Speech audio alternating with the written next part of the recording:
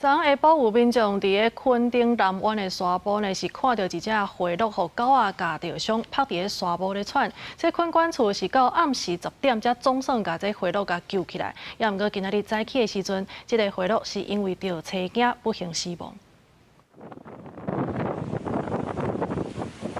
一只回鹿趴伫沙坡咧哮喘，因为4箍位啊有人甲注意到，伊想要过米较远的，结果行无2步。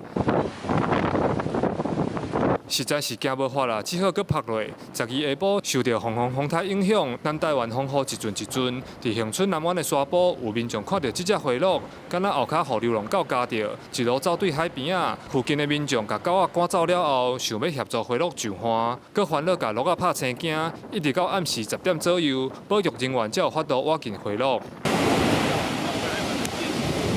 垦管处和海巡人员合作，把回鹿搬到货车顶悬，要载回鹿返去垦管处处理空喙。不幸的是，垦管处13早起发现，这只回鹿已经死去啊！因为鹿仔类的动物会足够着车惊，产生惊逼的情形，打响了后，最后历尽死亡。这只南湾翕到的回鹿嘛是同款。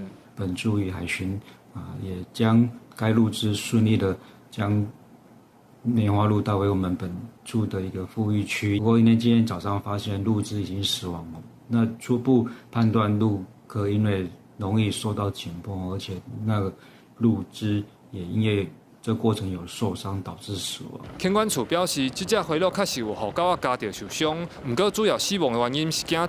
屏东垦丁去年7月就捌发生回鹿互流浪狗虐，撞去海边啊烧水的事件，代表恒春山区有流浪狗仔的问题。垦管处讲会配合农业部的政策，宣导恒春的居民加注意流浪狗的状况。记者柯永哲，屏东报道。